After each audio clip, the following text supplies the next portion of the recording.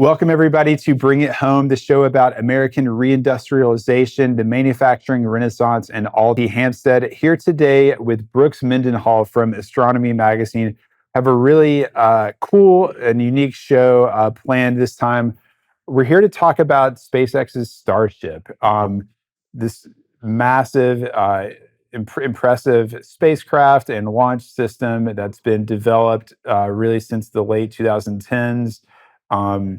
In recognition of its successful 10th test flight, which happened on August 27th, a bit earlier this summer, we decided to look at the Starship from an American manufacturing point of view to talk about how it was built, what its capabilities are, sort of the entire manufacturing philosophy behind it, which is very different from the way that other spacecraft of similar size and capabilities have been built. Brooks, did you watch the test flight? What did you think? Yeah, I didn't watch it live. I was a little spaced out that day. I had been interviewing William Pomerantz at AeroVironment about Skyfalls, like this cool Mars helicopter. And so when I got off that interview, I just sort of tuned out all the space news. But then the next morning, I watched the replay footage of the launch. Super, super cool to see. What did you think? Were you most impressed by? I mean, I think since I've been covering space exploration, just any time a launch clears the tower, like that moment of like the volume and the noise and is really exciting. With this in particular, seeing the separation, the hot staging, where the spacecraft itself separates from the booster was super cool. And then also the Pez dispensing. Yes, the dummy satellite deployment. Yeah, satellites popping out one at a time was exciting as well. So let's dig into this launch, and we can talk about why it was so important to SpaceX. They had some initial early successes testing Starship, and then ran into a string of pretty spectacular failures, or as they like to call them, what is it, rapid unscheduled disassembly? Yeah. Rapid unplanned disassemblies. So what it had, I think 7, 8, and 9 all failed for different reasons: fires, explosions, loss of attitude control on reentry. And so this was kind of like a make or break, not necessarily a make or break launch, but the pressure was on. There was an article, I think, in the New York Magazine, questioning the entire design of Starship, sort of saying that because SpaceX had these really ambitious payload requirements for the spacecraft, that they were having to essentially construct it and make it too light, right? They weren't putting enough sort of structural support in it, so that the math worked out for a large payload, but that was causing things to not work. There are other authors who just kind of don't like the idea of reusable space planes in general, and so there were a lot of questions. And on the other side of that, there are plenty of failures leading up to it. At the same time, a variant of the Starship is still planned on being used by Artemis 3 to land on the moon in 2027. And so you've got failures, and you have this kind of hard deadline where they have to get this thing working really, really well. So tell us about what happened in test flight 10. Yeah, I think too, thinking about test flight 7, 8, and 9, it's important to remember that failure is a large part of the SpaceX process, right? Failure is where they learn and then go back and figure it out. So in some ways, sometimes the headlines, I think, sensationalize the failure component of it and overlook that's bound to happen. But yeah, that's a really good point, because during the first space race in the Cold War, there was so much pressure, political pressure and social pressure being put on the space program. It was for propagandistic purposes, things like that. And the mission failure, you have the whole famous sort of apocryphal Gene Kranz quote, failure is not an option.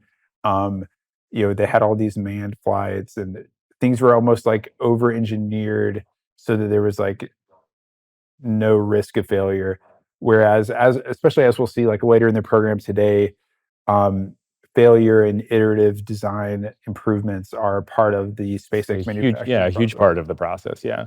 So for this, with that in mind, I think for this launch in particular, they were running like a number of experiments to test the viability of Starship. And so, like in this flight, there were I think like 5 experiments that they ran. So one is that like the booster separates from the upper stage rocket and then comes back to Earth, and it has 33 engines, but then 3 central engines, right? And so those 3 central ones are the ones that are supposed to be used for this landing burn, but they simulated like what if one of these engines was out, and so it lands with 2 of the central engines and then a 3rd engine from one of the outer ring engines.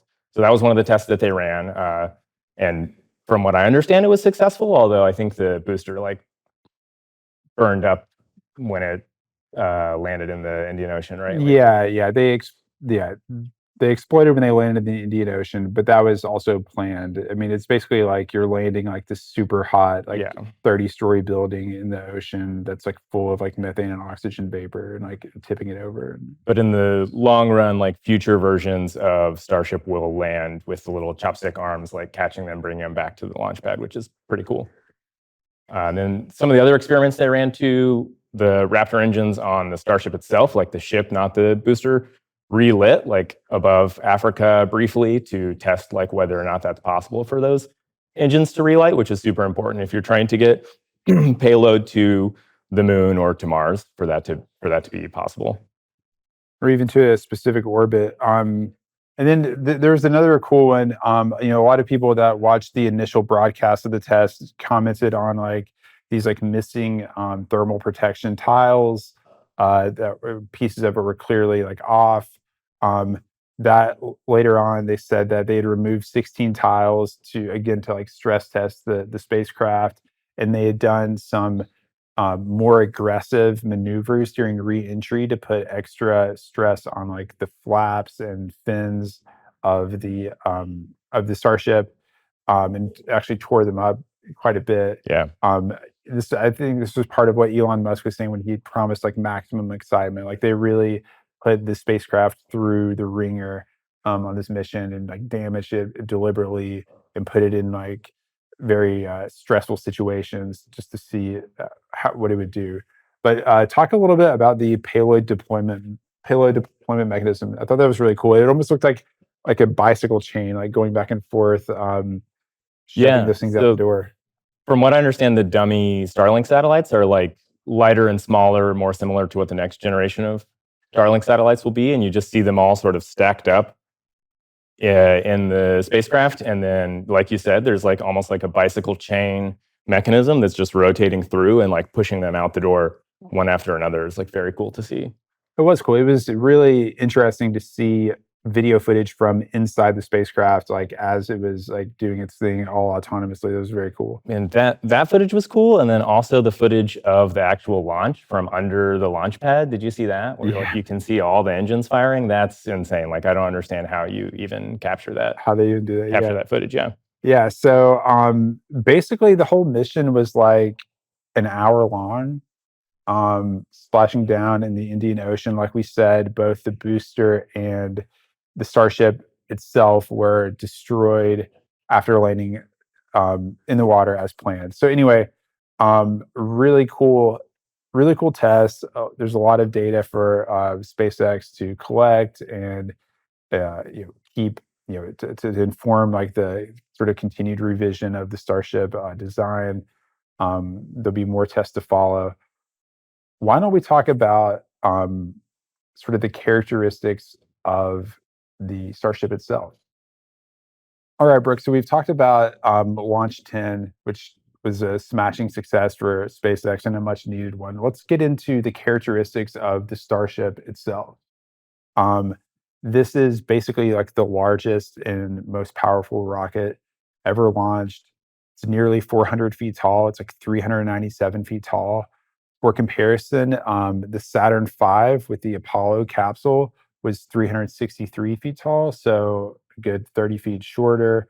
The STS, the space shuttle with its, what do they call them? SRBs and the ET, the big orange external tank, all of that together was 184 feet tall. So SpaceX Starship, much larger. The diameter, similar range, right? I think the external tank of STS was like 27 feet. I think the diameter of the Saturn V was like 33 feet. The Starship's kind of right in the middle there at 30 feet in diameter. But gross liftoff mass is the crazy one. This thing weighs 11 million pounds. Yeah, I can't wrap my head around how big that is at all. That's crazy. It's so huge and has a massive payload, can bring 330,000 pounds to orbit. Um, and it's doing it with an interesting propellant as well. It's methane and liquid oxygen. And I've read that the reason why they designed the Starship with methane is because they think that that's like the most useful propellant for like in situ like resource extraction. Interesting. So like if basically methane can be synthesized Yeah. because it's a very simple molecule. It's just what CH4. Yeah. And so the idea is you could, in theory, like make it on the moon or Mars or somewhere else. What other characteristics of the Starship do you think we should cover? Yeah, I think the most interesting thing to me about the ship itself, or the rocket as well, is that it's all made of stainless steel, which is like pretty uncommon for rockets to be made of stainless steel. Traditionally, like aluminum alloys or carbon fiber. But because it's fully reusable and going to be launched over and over again, right? The focus is on how many of these can we make, how quickly can we make them, and stainless steel is kind of like the perfect material for that. It's heavier than aluminum or carbon fiber, but it's like super resilient at really high temperatures, really low temperatures, which is massively important for launching Right. a So rocket. I think there are issues with carbon fiber with like it becoming brittle at cryogenic temperatures. Right, which you wouldn't think of rockets getting like very cold, but even during the launch, right before they're in space, the liquid oxygen, methane has to be kept at like super, super low temperatures, like negative 300 degrees Fahrenheit, and then it's pumped into the ship at the last minute, which is when you see all the condensation and the ice like breaking off of the outside of the ship. But also, stainless steel just looks cool. It looks really cool. And of course, it's covered in like thermal protection tiles and things like that. The other sort of like basic fact that we should mention is that it's two stages, similar to the space shuttle. Of course, Saturn V was three stages, but really just two stages. Just the super heavy booster, and then the Starship sitting on top of that. Right. That fire off, and are will both land autonomously. Yeah, to be reused like infinitely, kind of, which is cool. And it's an interesting thing too. I've often wondered about this. With the space shuttle, re-entry for the space shuttle was completely unpowered, right? So it re-entered the Earth's atmosphere like a glider, and at 25,000 miles an hour. Yeah. And like the pilots had to execute like a bunch of really crazy maneuvers, like exaggerated S turns and things like that, to essentially shed speed, um, and get ready to land. And I think they've landed at roughly, I want to say like I watched the space shuttle landing the other day on YouTube, and I think like they did like the main gear. They touched down with the main gear at like 200 miles an hour, and then it slowed to like 185 or like 200 knots per hour, Hmm. or 200 knots, and then slowed down to like 180 to touch like the nose gear. And so they had to get that's a lot of speed that has to be shed, which essentially means a lot of friction, which Yeah. means a lot of heat. Yeah. And it made me think about just the entirely different model of the Starship, which is of course a powered reentry where you have a giant rocket slowing you down, right? Like you're firing a rocket in the other direction against the Earth, or against your own combustion chamber. Technically, that's slowing you down.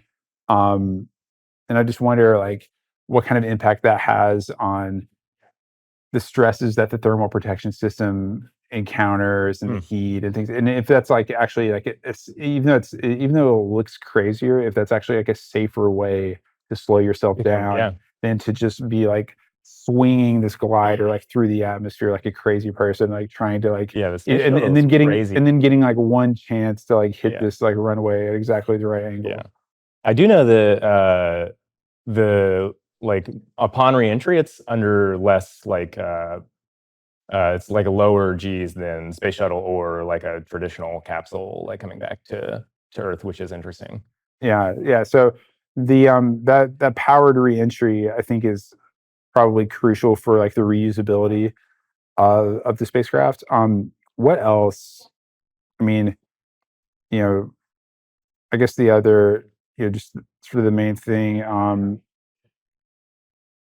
We covered the payload, just 330,000 pounds, and then total mass to orbit, 550,000 pounds, much larger than either Saturn V, which was 330 or 310,000 pounds to orbit, or the space shuttle, which was 171,000 pounds to orbit. And it's interesting too. I mean, to me, one of the things that's really interesting is that the Saturn V, like we watched the Starship do a pretty like small like routine mission for what the Starship is eventually going to be ultimate designed for. goal. Like, the Saturn V was a moon rocket, therefore it like has to escape the Earth's gravity to a certain extent, right? To a much greater extent than the space shuttle did, right? You have to have a lot more thrust. You have to get going a lot faster to get to the moon, to get out that far. And it's still like the liftoff thrust, the thrust of the engines is still much, much lower than the Starship. So like, it's just interesting to think about the test launch, or test flight 10, while it was so impressive and hit all these different marks that SpaceX was looking for, it's still like, you know A fraction a of fraction of the capability ultimately what it's going to be able to do. of what the system is even designed to do. Yeah.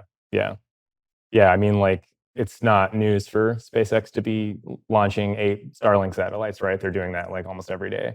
Yeah. So ultimately, it's going to be doing a lot And more. the next step will be to, I think, eventually they're going to have to do like, because of the success of this flight, they're going to do like orbital tests, and then eventually they'll have to do like on orbit refueling, which will be really interesting. Yeah, I'm excited to see how that works out.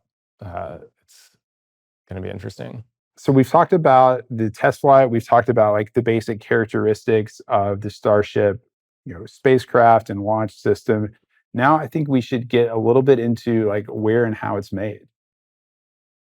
One of the things that's really cool about the Starship is that it truly is an American manufacturing story. Most of it's actually built in Texas, isn't that right, Brooks? Yeah. Most of the components are all built at Starbase in Boca Chica, Texas, which is like the primary location for Starship. Yeah, they like, and they have like various suppliers and stuff, scattered across like Texas, and they get things from, I think like the Raptor engines are made in McGregor, Texas. Those are like the sea level Raptors with like gimbaling and stuff like that. The vacuum, or like space sort of like vacuum optimized Raptors, are made in Hawthorne, California. They get a few other things. I think that there's a place in Florida that has like made these like this like slurry for the ceramic thermal protection Are they ceramic or are tiles. they like a silicon Uh, silica? There's some sites in Florida that have like long specialized in the production of like the silicas for the thermal protection tiles. Starbase gets them from there, but basically the thing is made at this place in Boca Chica, Texas, called the Starfactory, which is a 1 million square foot facility. They take in like I said, like steel coils from this mill in Sinton, Texas. Like 3 hours north of Boca Chica, so not a far like journey for the steel. For the flatbed truck. They get the steel in, they uncoil it, put it into these huge like rings and start like welding them together and stacking them up. Um, it's a really interesting facility. It's massive. There are going to be these like bays in it that these vehicle assembly bays that are hundreds of meters tall. But I think what makes it most interesting is that once you realize that the Starship that was in the 10th test flight was ship 37. And so if you rewind and go back to the space shuttle program, which I think is a fair comparison because that's really the spacecraft with like the most similar capabilities in terms of like payload, crew size, and just like on orbit like things it could do. Um, I think NASA built one like test version of the space shuttle called the Enterprise that was just launched from like a modified 747. I think they did like a 15,000-foot test and like a 20 something thousand foot test just to make sure that it could actually fly. But then they went ahead and built, four space shuttles. They lost the Challenger. Um, then they built I think they built they built one to replace it, and then they lost the Columbia in 2003, and were left with like a fleet of three. Um, SpaceX is taking an entirely different approach to the manufacturing of its spacecraft. Right, it's a high volume approach. Right, they've already built 37, and we haven't even had like like an operational flight yet. Yeah, I think that approach is super interesting, like the emphasis on failing fast and kind of failing first almost. And so you iterate and iterate and iterate to figure out what works before you move into like automating the production. Yeah, the idea seems to be like you build a prototype spacecraft, you run it really hard until something breaks, you analyze the cause of that failure, fix that system and make it a lot more resilient, run it again until it breaks, until something else breaks, right? And you fix that. You keep doing that until all of your like the weakest links in the spacecraft are all brought up to like a reasonable safety margin for operational missions. Yeah, it's so like you think we're on block two. So ship 37 is the penultimate, like block two, V2 Starship. Yep. And then they'll move into block three. But even this ship is different, right, than the one that came before it, 36 or 35, because they're constantly iterating, tweaking, changing things. Yeah. And I think like that it's fat. The reason why like the Starship like manufacturing is so fascinating is because SpaceX intends to build hundreds, if not thousands, of Starships. And so you just think about the entire like spacecraft and the process of building it completely differently than if you're only planning on ever building like four or five of them, right? Um, it has to be very simple. It has to be very streamlined. It has to be something that works at scale that you can make mass quantities of. I think what's interesting to me is that you can see like in the architecture of Starfactory, it sort of mirrors the like manufacturing philosophy, right? Where they started in these tents and they're just like prototyping, figuring out what works, figuring out what works, and then they move into the actual Starfactory.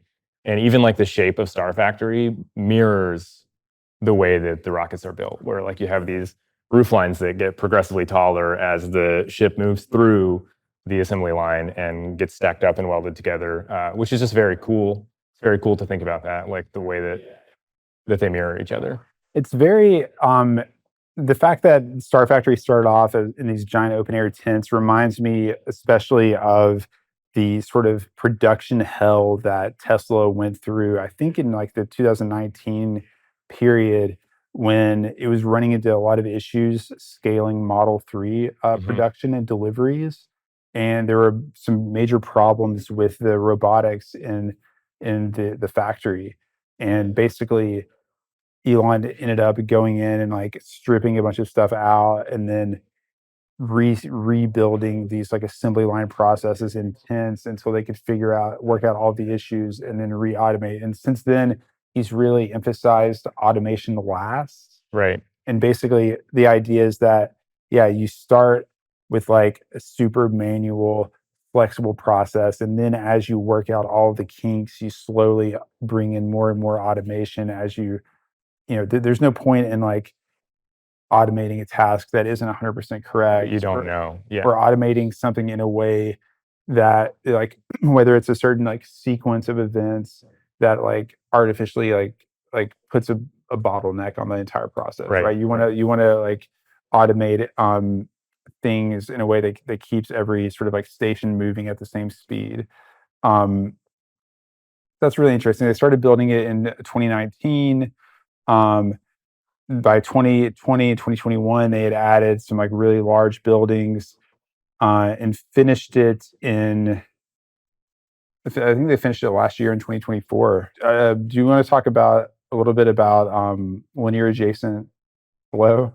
Yeah, if maybe anyone out there knows what that means, they can let us know. But that's a term that's been thrown around a lot to talk about the manufacturing process at Starfactory. I think maybe Musk is the one who like first coined the term, perhaps. But traditional manufacturing, right? We all think of like Henry Ford style assembly line, Hmm. where the conveyor belt itself is like setting the pace, right? So there's this like external clock that is dictating the workflow, and everything moves through at a consistent rate. But like you said, like that could lead to potential bottlenecks if one step in the process is really slow. Well, now everyone else is just like idly waiting, and then when that step does come through, now we're having to rush to keep up, right? So linear adjacent flow seeks to solve some of these problems with like typical manufacturing process. Right, and to keep everything sort of moving at the same rate to ensure that like velocity through the production line is continuous and doesn't slow down at any one station. So a lot of that has to do with like workstation like design, right? Making sure that like the way that you're chunking like the work processes into different pieces are all sort of like represent roughly the same amount of or same amount of time of work. But yeah, I do think I wonder how much of that is like a marketing gimmick and how much of it is just sort of like a sort of a Toyota or like lean manufacturing. Sort of like standard. Yeah, or like maybe Yeah. the next iteration of Toyota's improvements on like the Ford production. Sure. Um, it's hard to say. I think one of the like features of a system like that is supposed to be too, right? You have all these stations in parallel that are working almost like on their own, but then as part of the whole. So if you find a way to speed up the process with that one station, it doesn't then like impact the rest of the line. Right, like you don't want, say like a Starship is like coming down the line and it's avionics like you basically don't want them to like start building like the avionics system like once like the whole like gets to it. You want them to like have a whole process building that, and then it as those are finished they're like they come in like in a seamless way and are Right. installed. And so it does seem like it takes a lot of like very complex like timing and planning and logistics.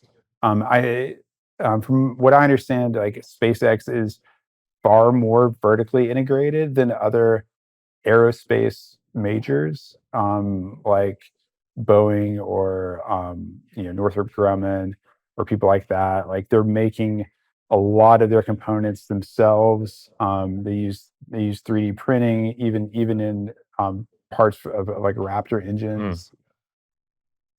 And I think it's very interesting because that was sort of the original way that assembly line production was made in the first place. right. Like if you go back to Henry Ford's like River Rouge plant, which opened up in 1928 and was making like I want to say it was making like 2 million cars a year. That's where the Model A was made. It was like the Mhm. best selling car of all time. Um, they brought in like it was something like 100 different. No, it was like less than 100 like raw materials they brought in. Wow. So they would bring in wood, like just like lumber. They brought in coal and iron ore. Yeah. Like they literally like made their own steel. They made their own glass. They made their own rubber, like all on site. And that was because at that time like the logistics and supply chains like weren't there. Mm, Like Ford couldn't find suppliers of these things that could deliver the quantities and quality of the materials to keep his production lines running on time. So it was Right. better just to insource everything. And obviously, during the course of the 20th century, that changed, and a whole ecosystem of suppliers grew up to closely like support the automotive industry and things like that. But it's interesting to see SpaceX and Tesla sort of Almost going back to that. going back. I think a lot of it has to do with their like radical designs from like first principles, Uh-huh. that kind of would sort of go against or contradict a lot of like the baked in assumptions that suppliers in the space might have. Well, and if you want to be able to like iterate really fast and like make changes and kind of do your own thing, right? You don't want to be beholden to the supply chain or like waiting on Right. other people. I also think that his like Elon Musk's concept of like the idiot index seems like it would play Oh yeah, tell us a about big that. part in that. So my understanding of it is like a pretty simple ratio, like maybe too simple in some ways, but useful for manufacturing, where you kind of look at a ratio of the cost of the raw materials compared to the cost of like the finished component. And 10 to 1 is like Musk's like optimal. Like if you're not hitting that 10 to 1 ratio, then you need to go back and think about like how do we make this more simple? Like how do we make this easier for us to manufacture? And so if you're bringing in just like raw materials, right, then you have more liberty to sort of like play with that more visibility ratio. into like what's adding cost and Yeah. what isn't. Right. So a lot of his sort of like core design principles that I think apply to both like Tesla and SpaceX, make the requirements less dumb. So question and refine like initial specifications to eliminate unnecessary complexity and requirements. I think at Tesla they like had to sort of redo the entire way they made batteries. For SpaceX, it involves like simplifying the Starship design. And there's actually a great graphic online that shows the evolving design of like the Raptor engine over Hmm. the years, and it becomes insanely simple. Like at the Yeah. beginning, it almost looks like the interior of like a U-boat or like a V2 rocket or something like that, with just like little pipes everywhere, like covering the whole thing, and you can't tell what's going on, and it looks like there's a million little things that could break. And like 2 or 3 iterations later, it's like so stripped down and streamlined. You wonder how it could even be capable of the same, producing the Right. same amount Right. of thrust as the original. Um, which brings you to another core like Musk design principle, which is like deleting non-essential elements, reducing redundant steps in Model 3 assembly, streamlining the Raptor production by reducing components, accelerating cycle time, so speeding up iterations through rapid prototyping. This is what we saw with all of those failures. Mhm. And again, because people weren't like NASA has had certain failed missions which were like not only disasters but like human tragedies, Right. like people losing their lives and stuff like that. And so I think people like aren't really accustomed to being okay with seeing like giant Like rockets explode. explode, Yeah. like in catastrophic ways. But that really is part of the design process, and it's really like absent a completely different approach to like engineering, quality control, like risk management, simulation and testing. Like it's the fastest way to. And to build, I mean, literally building something that has never existed before, right? Also, like this is the first time that someone has attempted to build a fully reusable launch vehicle. So, like, failure is definitely an option, right? It's definitely part of the process. Yeah. Um, so it's quite interesting to see a a space like a groundbreaking spacecraft be built in a way that's more similar to like Tesla Model Mm. 3 than it is to like an F-22 or a space shuttle for that matter. It's, uh, it's fascinating, and it'll be amazing. Like I think Ship 37 was completely constructed in like 5 months. Right. whereas a space shuttle was like 4 years. Right. And that's going to just get faster and faster too, right? Like I think it should get faster and faster because, like you said, each of the, well, even within Block 2, each of the starships they've made so far were unique from each other. right. Once all those kinks get worked out, and then Starfactory is like fully automated, Yeah. that will be, they're expected to make them. They're supposed to ramp to like 1 to 2 starships per day, month, right? and then eventually per day. Okay.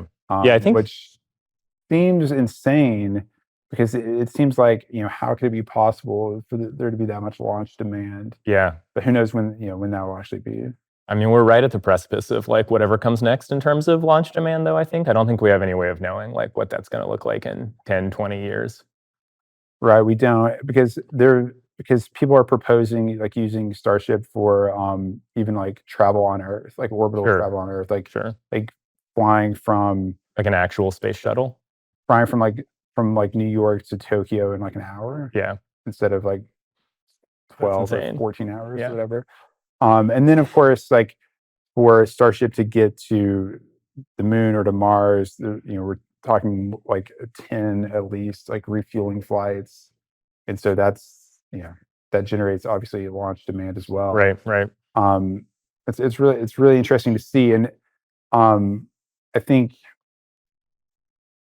the more starships there are, the cheaper the launches will be, the cheaper it will be to get a kilogram of mass into orbit, and therefore, the more business models will make sense. Whether it's imaging, communications, on orbit manufacturing. I know that there are already like pharmaceutical companies that Mhm. do business on the ISS, because certain kinds of like molecules are more easily synthesized, like in microgravity, Right. things like that. And even material science, certain kinds of crystals, other kinds of high tech materials are more easily formed in microgravity. So yeah, there's really like there's a sense in which if you build it, they will come, and there's a whole concept of like induced demand, where Right. simply like lowering the price of a commodity increases the The demand for demand it. for it. Yeah. Um, so it will be fascinating to see Star Factory scale, to see how quickly they can turn out the starships, because not only is Starship the largest and most powerful rocket ever launched, it's also probably like the fastest assembled orbital capable rocket ever launched. Hmm. Um, and it's not, and Ship 37 was extremely slow Relative to the pace that compared to what they're they have planned. yeah, forecasting. Yeah. I mean, I think 1,000 starships a year is something around there is kind of like the ultimate goal for the near future. Right. And that's, I think, and that's based on the requirements to colonize Mars permanently, I believe, because Right. I think To be an interplanetary I civilization or think whatever. that I think I've seen Musk's tweets about this, but I think that he said that they would need to deliver like 10 million tons of stuff to the surface of Mars to have a self-sustaining That's colony. crazy. And you think like, okay, the Starship's supposed to be able to deliver 100 tons to like near Earth orbit. How does that translate to Mars? It's much less. Um, Especially if you have to have like these elaborate and robust like life support systems for a Right. Right. multi-month journey, and like all these people and stuff like that. So yeah, you're imagining like the just the design and construction and future plans of Star Factory, the manufacturing facility, compel us to imagine a future where there are like starships landing on Mars like every day, Right. like maybe It's even just like multiple starships landing on routine. Mars every day. Yeah. In the same way that now, right, you every week there's news about new Starlink satellites going up on Falcon 9s or whatever. It'll just be run of the mill news Yeah, every or morning. like the Port of LA is expecting like 3 Yeah. super container ships to berth today. Like it'll be like that. Which is exciting and like hard to imagine. It's an amazing time that we're in, and I think that the successful test of this Starship, especially with all the things that it was able to accomplish, um, it's like starting to make that future seem a little bit more real. Within grasp. Yeah. Brooks, any final thoughts on Starship? No, I mean, I think it's interesting. Like SpaceX is kind of in like a league of their own right now, and I wonder, what do you think, like in terms of competition? Like, is it going to pick up at some point once this proves to be viable? Like, Yeah, I think there are. I d It's hard for me to imagine a private competitor coming out, with a, like, super heavy lift capacity right? that directly competes with Starship. We have companies like Rocket Lab and United Launch Alliance that are doing smaller satellites delivering, payloads to orbit. Hmm. And I think that's gonna be, like, a very important part of the ecosystem, but the sort of the commercial space industry commentators that I follow have been talking about this in light of the Starship test. And they said that SpaceX seems to be, they basically said like 10 years ago they were a decade ahead of everyone else. It seems like Yeah, they're still a decade just ahead of everyone else. the gap maybe is increasing, if anything. Yeah, it Yeah, could be increasing if anything. yeah, And, I don't have a ton of visibility into, like, Chinese launch capabilities. Obviously, they've been operating their own space station that has, 3 astronauts on board. They're planning a crewed lunar landing in 2030. right. Um, and so it's kind of like a new space race is Which on is a right big now. part of the excitement around Starship, I think, is the Starship is going to be heavily involved, like you said, in Artemis 3, and then like getting America to the moon by the timeline that like acting NASA administrator Sean Duffy has outlined, like before China, hopefully, right? Yeah, yeah. So more to come. I think, Starship, it's a revolutionary American manufacturing story, and I think there are many more chapters of this story to play out. Yeah, yeah. Well, thanks for having me. Yeah, thanks for joining us, Brooke. You can check out the show at bringithome.us. You can listen to us on all of your favorite podcast players, including Apple. We have a YouTube channel. Be sure to like and subscribe, and stay tuned for our next episode.